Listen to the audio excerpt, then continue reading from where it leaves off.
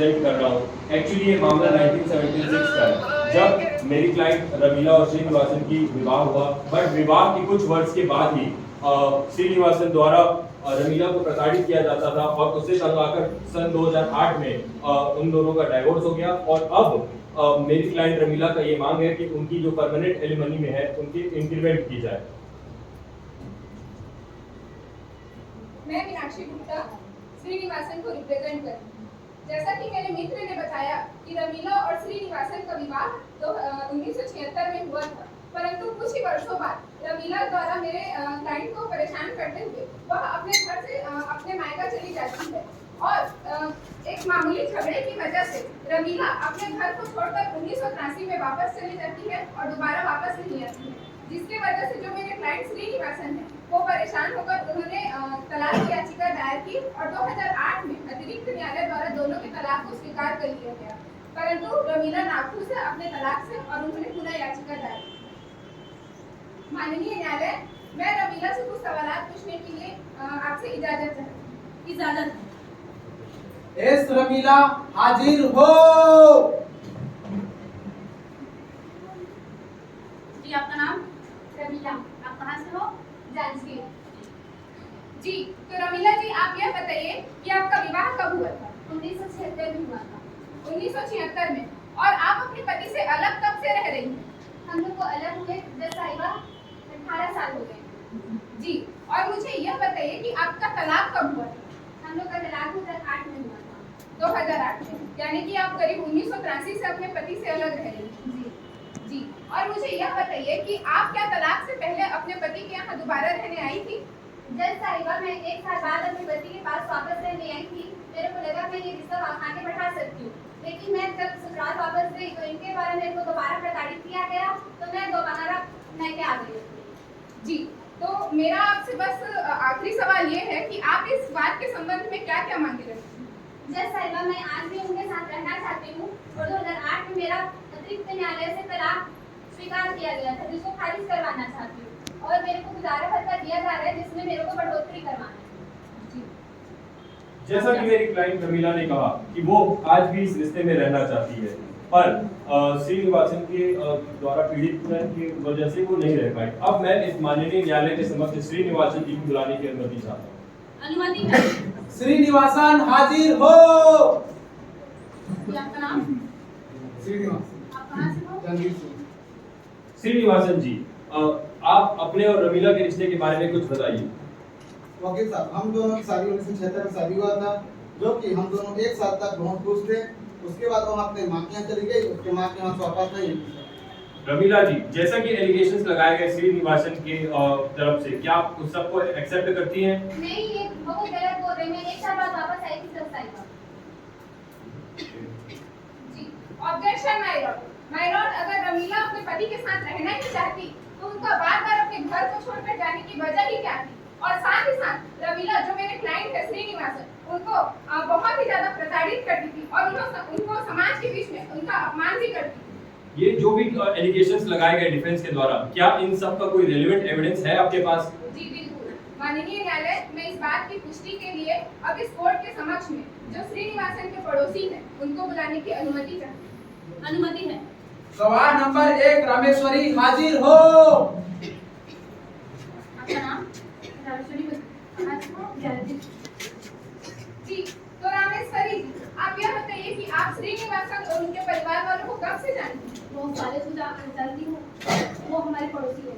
जी, और आप यह बताइए कि उनके साथ आपका व्यवहार या उनका व्यवहार कैसा है? बहुत अच्छा व्यवहार है, मिलनसार है और मददगार होती है। जी, तो मैं आपसे ये सवाल पूछती हूँ कि जो श्रीनिवासन की पत्नी है रमीला, उनके साथ आपके व्यवहार कैसे? बहुत अच्छा व्यवहार है। वो हमारे घर में अक्सर आया करती थी और हम दोनों घर को बातें करते थे। क्या आप न्यायालय को ये बताने का कष्ट करेंगे कि आप किस तरह की बातें किया करते थे? जी, इतने अच्छे परिवार में आने के बावजूद भी रमीला जी बोलती थी कि मैं इनसे अच्छे परिवार में गई होती तो बहुत अच्छे से रहती। धन्यवाद।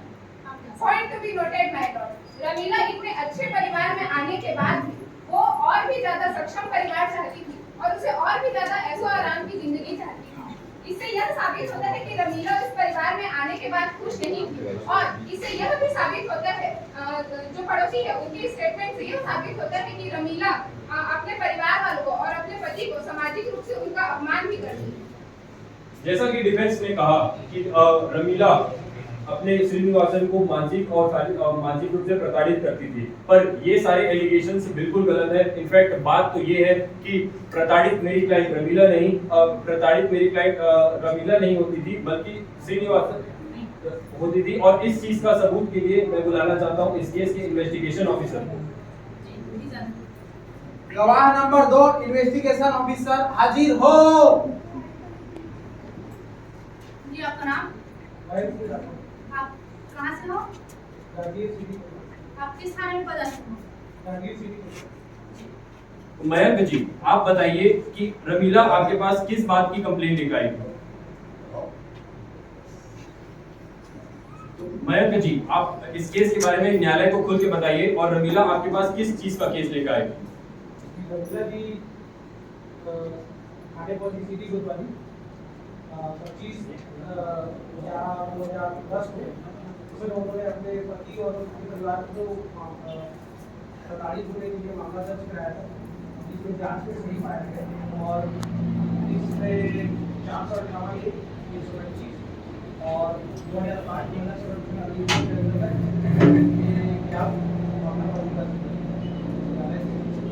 क्या आप स्वयं उपस्थित होकर जांच कराए थे?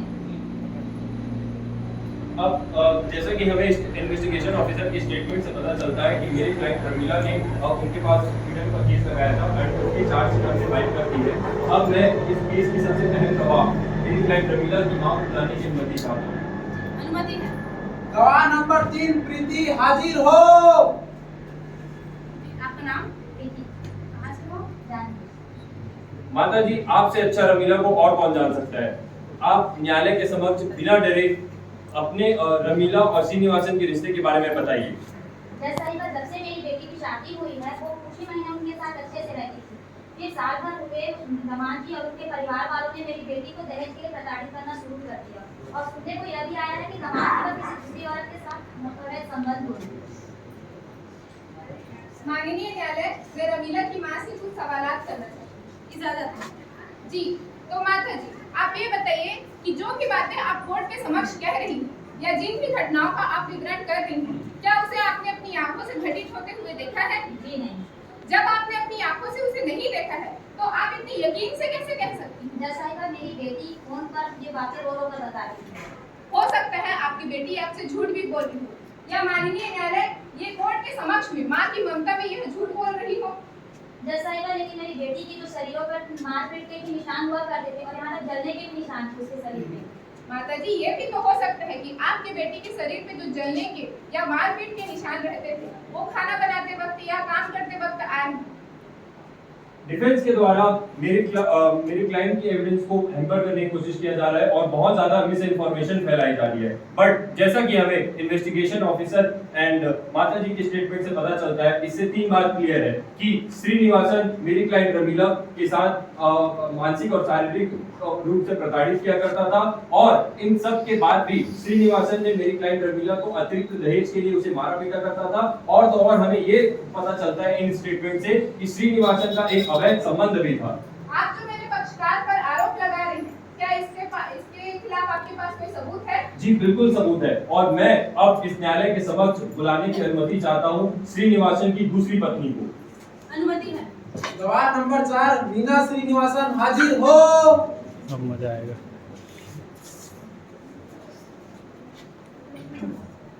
आपका नाम? मेरा नाम मीना श्रीनिवासन। जी कहाँ से हो? जानवी। मीना जी, आप श्रीनिवासन को कैसे जानती हैं? मेरे पति हैं। क्या कहा आपने? मेरे पति हैं। वो आपके पति हैं, तो आप इस न्यायालय को बताने के कष्ट करेंगे कि आपका और श्रीनिवासन के रिश्ते के बारे में और कुछ, कि कब आपकी शादी हुई? 10 साल बाद मैं उसको पिछले 10 सालों से जानती हूँ और हम लोग एक दूसरे को पसंद करते थे और हम दोनों की शादी कर हमारी बेटी भी है। अब मैं डिफेंस से पूछना चाहता हूं, जैसे कि हमें मीना जी के स्टेटमेंट से पता चलता है कि आपके क्लाइंट श्रीनिवासन ने दूसरी शादी की, वो भी 10 साल पहले। तो क्या आपके क्लाइंट को इतना नहीं पता था जब तक आपका डाइवोर्स नहीं हो जाता तब तक आपको दूसरी शादी करना एक बल्कि एक क्रिमिनल ऑफेंस है? माननीय न्यायालय, जैसा कि मेरे मित्र ने कहा कि जब तक डाइवोर्स नहीं हो जाता तब तक दूसरी शादी करना एक गुनाह है, परंतु मैं पुनः दोहराती हूँ कि जैसा कि हम सबको पता है कि रमीला और श्रीनिवासन के बीच अतिरिक्त न्यायालय द्वारा 2008 में इनके तलाक को स्वीकार कर लिया गया था। तो मुझे नहीं लगता जब श्रीनिवासन ने दूसरी शादी की है इसमें कुछ गलत किया है। मैं आपके फैक्ट्स को फिर से प्रस्तुत करने की बोलना चाहता हूं कि जैसे कोई भी विवाह को चलाने के लिए दोनों पार्टी का कंसेंट होता है, वैसे ही डाइवोर्स को भी कंप्लीशन के लिए दोनों पार्टी का कंसेंट होना जरूरी है। और इस मामले को मैं प्रूव करने के लिए मेरी क्लाइंट रमीला जी को फिर से प्रूव करने के लिए बुलाना चाहता हूं। इजाजत। एस रमीला हाजिर हो। रमीला जी, आपसे सिंपल क्वेश्चन, क्या 2008 में आपका जो डाइवोर्स हुआ था, क्या उसमें आपका कंसेंट था? जज साहिबा मैं उससे असहमत थी। That's all, thank you. जैसा कि रमीला जी ने कहा कि वो उस डाइवोर्स से में कंसेंट नहीं थी, इसलिए जो 2008 का डाइवोर्स की बात हो रही है वो सरासर इनवैलिड है। माननीय न्यायालय, जैसा कि हम मान लेते हैं कि रमीला अपने तलाक से नाखुश है और वो दोबारा अपने पति के साथ रहना चाहती है और मेरे काबिल मित्र द्वारा दिए गए सारे सबूत, सारे गवाह सत्य हैं, परंतु माय लॉर्ड, अगर रमीला अपने पति के साथ रहना ही चाहती तो उन्होंने श्रीनिवासन को जहर देकर I object my Lord. Thank you my Lord, जैसा कि मैं बोल रही थी कि अगर रमीला अपने पति के साथ रहना ही चाहती तो वो उसे जहर देकर जान से मारने की कोशिश ही क्यों करती? डिफेंस के द्वारा बहुत सारे बेसलेस एलिगेशंस लगाए जा रहे हैं। क्या ये सब जो आप मेरे क्लाइंट के तरफ एलिगेशन लगा रहे हैं, तो उस चीज का कोई भी प्रूफ है आपके पास? जी बिल्कुल। माननीय न्यायालय, अब मैं इस कोर्ट के समक्ष इस बात की पुष्टि के लिए जो डॉक्टर है उनको बुलाने की अनुमति चाहती हूँ। अनुमति है। गवाह नंबर 5 डॉक्टर मीरा बंजारे हाजिर हो।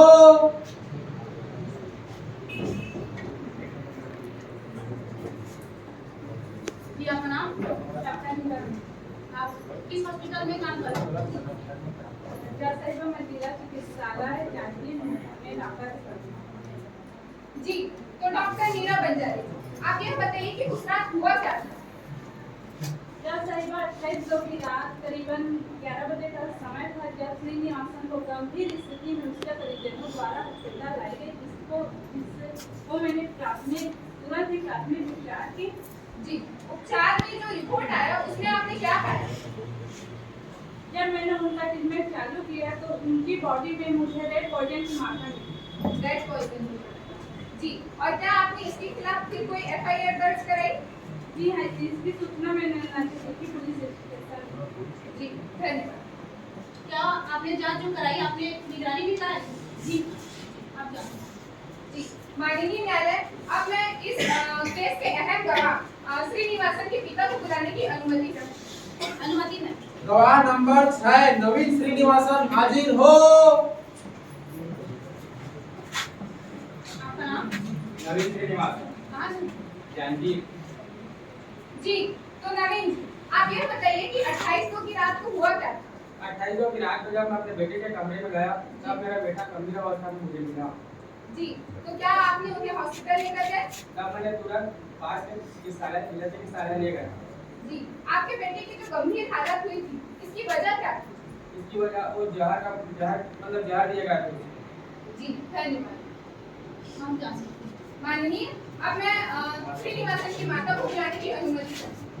अनुमति है। गवाह नंबर 7 प्रियंका श्रीनिवासन हाजिर हो।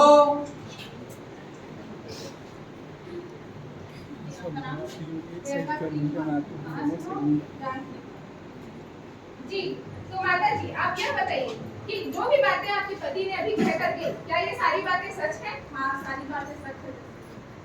आपको क्या लगता है आपके बेटे को जहर किसने दिया होगा? मेरे को लगता है कि मेरी बहू दी है। आप इतना यकीन के साथ कैसे कह सकते हो कि आपकी बेटी को जहर आपकी बहू ने दिया हो? ऐसा भी तो हो सकता है कोई और भी दिया हो।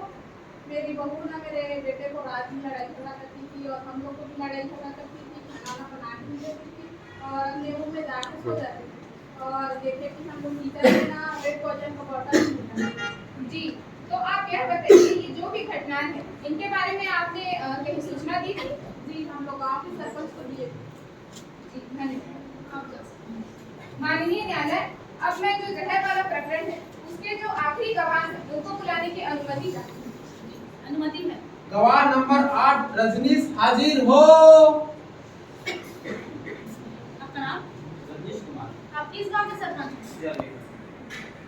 जी तो रजनीश जी, आप बताइए, जैसा कि उनके माता और पिता ने कहा कि उनके बेटे को जहर दिया गया और उनकी माँ का ये पूरा यकीन है कि उनके बेटे को जहर उनकी पत्नी ने ही दिया था, तो क्या आपने इसके लिए अपने गांव में बैठक कराई थी? हाँ, हमने इसलिए बैठक रखा था, इसमें गांव के सरपंच और सरपंच के द्वारा यह पुष्टि किया गया था कि रमीला ने ही अपने पति को जहर दिया है, लेकिन रमीला इस बात को मानने से साफ साफ इनकार कर रही है और कुछ दिनों बाद यह जानकारी मिली कि रमीला अपने इस बात को छोड़कर चली गई।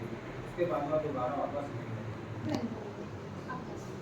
Point to be noted matter, अभी हमें श्रीनिवासन के माता पिता और सरपंच और डॉक्टर के स्टेटमेंट से ये पता चलता है कि श्रीनिवासन को जहर दिया गया था और यहाँ पे यह बात भी साबित होता है कि श्रीनिवासन को उनकी पत्नी के द्वारा जहर दिया गया था। तो मैं ये बोलना चाहती हूँ कि अगर रमीला अपने पति के साथ रहने के बाद भी तो उसे जहर देकर जान से मारने की कोशिश ही नहीं करती और साथ ही साथ वह सिर्फ लालच के बदौलत ही वह ये बोल रही है कि मुझे दोबारा अपने पति के साथ रहना है।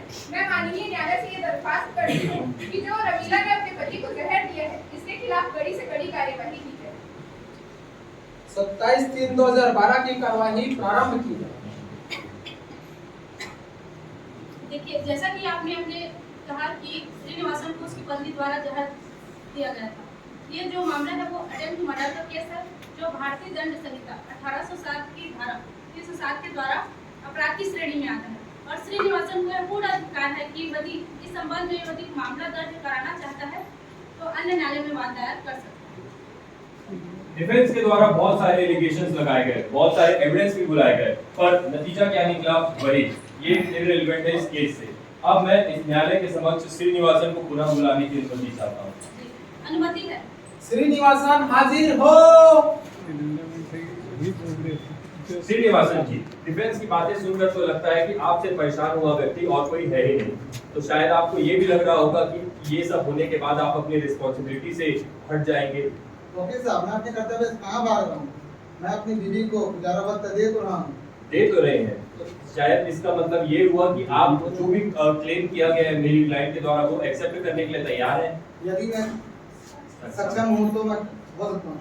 माननीय न्यायालय, मुझे लगता है कि अभिलाषी पक्ष मेरे क्लाइंट श्रीनिवासन से सेटलमेंट करने की कोशिश कर रहे हैं, तो मुझे लगता है कि हमें सेटलमेंट पर ही बात करना चाहिए और मैं रमीला को पुनः बुलाने की अनुमति चाहती हूँ। एस रमीला हाजिर हो। देखिए, शादी विवाह का बंधन एक पवित्र बंधन होता है और इसको चलाए रखने के लिए दोनों पक्षों की सहमति आवश्यक होती है। लड़ाई झगड़ा तो होता रहता है, इसका मतलब ये नहीं कि आप अपने रिश्ते को लेकर तलाक के लिए न्यायालय आ जाए। इतना कुछ होने के बाद भी यदि आप लोग अपने रिश्ते को बनाए रखना चाहते हो तो मैं आपकी इस रिश्ते को मीडिएशन के लिए भेज सकती हूँ। आप दोनों की क्या राय है? मैं बताना चाहती हूँ। और आप? मैं अब नहीं रहना चाहता क्योंकि वहाँ मुझे आगे की को किया, इसलिए आप रिश्ते को मैं कंटिन्यू नहीं रखना चाहता। क्या आप दोनों सेटलमेंट होना चाहते हो? जी जज साहिबा। यदि मैं सक्षम हूँ तो रहना चाहता हूँ। जैसा कि श्रीनिवासन जी के स्टेटमेंट से हमें पता चलता है, जैसा उन्होंने कहा कि अगर मैं सक्षम हूँ तो मैं बिल्कुल गुजारा भत्ता देने की के लिए एग्री हूँ, पर क्या श्रीनिवासन जी सच में सक्षम है? इस बात की पता लगाने के लिए मैं श्रीनिवासन जी के मैनेजर को बुलाने की अनुमति चाहता हूँ। अनुमति है। गवाह नंबर 9 राहुल बजाज हाजिर हो। जी, आपका नाम? आप किस कंपनी में काम करते हो? तो राहुल जी, आप श्रीनिवासन को कैसे जानते हैं? वो मेरी कंपनी पिछले 10 सालों से काम कर रही है। वो आपकी कंपनी में पिछले 10 सालों से काम कर रहे हैं, तो आपका और श्रीनिवासन के बारे में तो बहुत अच्छा रिश्ता होगा आप दोनों का। तो आप क्यों ना इस न्यायालय को बताइए कि श्रीनिवासन जी की सालाना आय कितनी है? उससे सालाना 60 लाख रुपए। कितना कहा आपने? 60 लाख। 60 लाख रुपए है। जिस व्यक्ति की सालाना आय 60 लाख रुपए है और उसे बस परमानेंट एलिमनी में इंक्रीमेंट के लिए क्या तकलीफ हो रही है? माननीय न्यायालय, जैसा कि हमें पता चला कि जो श्रीनिवासन है उनकी सालाना आय 60 लाख रुपए है, परंतु हम सबको ये भी पता है कि श्रीनिवासन की दूसरी पत्नी, एक बच्ची और साथ ही साथ वह अपने माता पिता के साथ रहता है। तो मुझे नहीं लगता कि 60 लाख में सालाना 60 लाख रुपए में उनका गुजारा सही से हो पाता। 60 लाख रुपए में सही से गुजारा नहीं हो पाता है। जैसा कि डिफेंस के द्वारा बहुत ज्यादा फैक्ट्स को मैनिपुलेट किया जा रहा है और कई बातें छुपाई जा रही है। अब मैं न्यायालय के समक्ष और कुछ बातें बताना चाहता हूँ। मान लिया कि श्रीनिवासन की जॉब से उनकी सालाना आय 60 लाख रुपए है, पर श्रीनिवासन का खुद का एक चांदी का कारखाना है और एक रिपोर्ट के अनुसार श्रीनिवासन जी के पास 10 करोड़ से भी ऊपर की इमूवेबल प्रॉपर्टी है। माननीय न्यायालय, मान लेते हैं कि जो श्रीनिवासन है वो अपनी पत्नी के गुजारा भत्ता में बढ़ोतरी की जो मांग है उसको पूरा करने के लिए सक्षम है, परंतु माननीय न्यायालय यह तब प्रयास होता जब रमीला किसी दूसरे जगह कार्यरत नहीं होती। मैं माननीय न्यायालय को ये बताना चाहती हूँ कि रमीला का भी एक दूसरे जगह आय स्रोत है, वो भी किसी दूसरे जगह कार्यरत। डिफेंस के जितने भी सारे सोर्सेस हैं, जितने भी सारे एविडेंस है, वो सारे आउटडेटेड हैं और उनका कोई रेलेवेंस नहीं है। इस बात को प्रूव करने के लिए मैं इस न्यायालय के समक्ष मेरी क्लाइंट रमीला के बॉस को बुलाने की अनुमति चाहता हूँ। अनुमति है। गवाह नंबर 10 रवि गुप्ता हाजिर हो। जी, आपका नाम? मेरा नाम रवि गुप्ता है। आप किस कंपनी में काम करते हैं? रेस्टेल कंपनी के। जी। तो रवि जी, आप रमीला जी को कैसे जानते हैं? तो हमारे कंपनी में वो आपकी कंपनी में एम्प्लॉय थी, शायद आपसे अच्छा तो और कोई जान ही नहीं सकता उसे। तो आप मुझे बस एक सिंपल चीज का आंसर दीजिए कि वो आपकी कंपनी कब ज्वाइन करी थी और कब तक आपकी कंपनी में कार्यरत थी? जो रमीला जी थी वो 1995 से 2009 तक हमारे कंपनी में सर्विस दी है। इसी कारण वो अपना रिजाइन दे चुकी।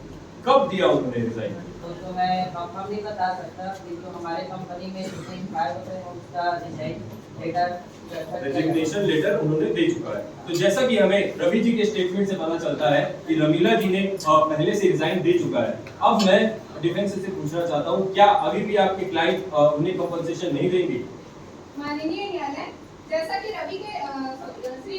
रमीला के बॉस से हमें ये पता चलता है कि रमीला ने अपना जॉब छोड़ दिया, परंतु माननीय न्यायालय उन्होंने 2009 में अपना जॉब छोड़ा था और 2008 में उनका तलाक हुआ, यानी कि रमीला अपनी स्वेच्छा से अपना जॉब छोड़ी है। वो इस बात से निश्चित हो चुकी थी कि मुझे मेरे पति द्वारा गुजारा भत्ता दिया जाएगा।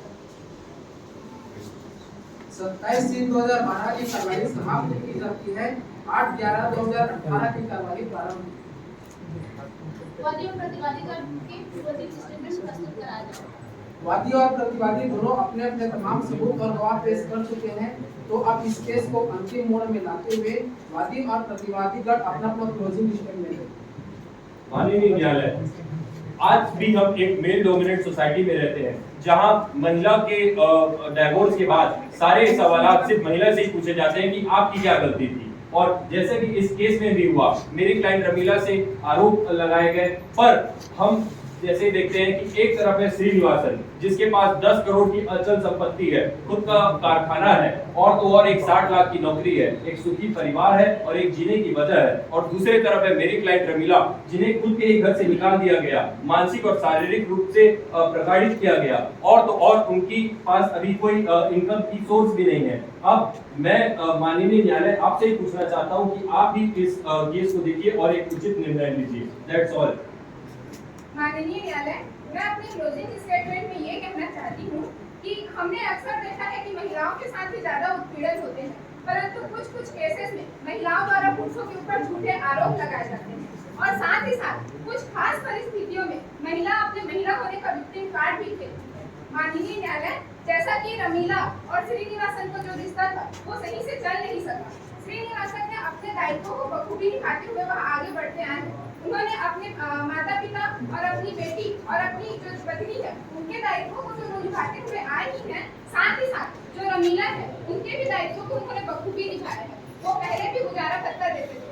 जो उनकी दाम्पत्य की इच्छा मेरे जो क्लाइंट श्रीनिवासन करते थे वो उन्हें मिल नहीं पाया।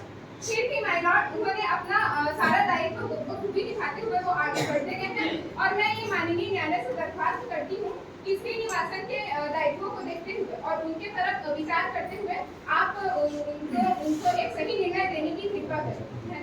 I do rest my case. वादी और प्रतिवादी द्वारा पेश किए गए सारे सबूतों और गवाहों को ध्यान में रखते हुए न्यायालय इस निर्णय में पहुंची है कि श्रीनिवासन एवं रमीला एक दूसरे के साथ अपनी पूरी जिंदगी नहीं रह सकते, क्योंकि उन्हें जान की खतरा है। रमीला द्वारा श्रीनिवासन को जान से मारने की कोशिश की गई, जो एक अपराध की श्रेणी में आता है।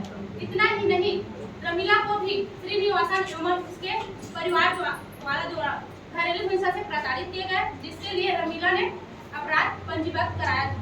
इन्हीं कारणों को देखते हुए न्यायालय इस निर्णय में पहुंची है कि हिंदू विवाह अधिनियम 1955 की धारा 13B के तहत दोनों की आदेश की डिग्री को तलाक की डिग्री को स्वीकार किया जाता है, और हिंदू विवाह अधिनियम 1955 की धारा 25 के तहत श्रीनिवासन को यह आदेश देती है कि रमीला, जो कि उक्त दिनांक से किसी प्रकार से कार्य नहीं करती, जो अपनी जीवन यापन करने में असमर्थ, तो श्रीनिवासन को ये आदेश देती है कि 15 लाख रुपए स्थायी भरण पोषण के रूप में रमीला को देने की आदेश करती है।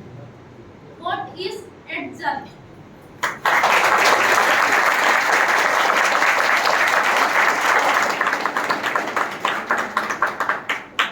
Thank you each and everyone, आप आए और हमारा ग्रुप प्रैक्टिकल्स का देखे। अब मैं आज के हमारे गेस्ट को 2 शब्द कहने के लिए आमंत्रित करता हूँ।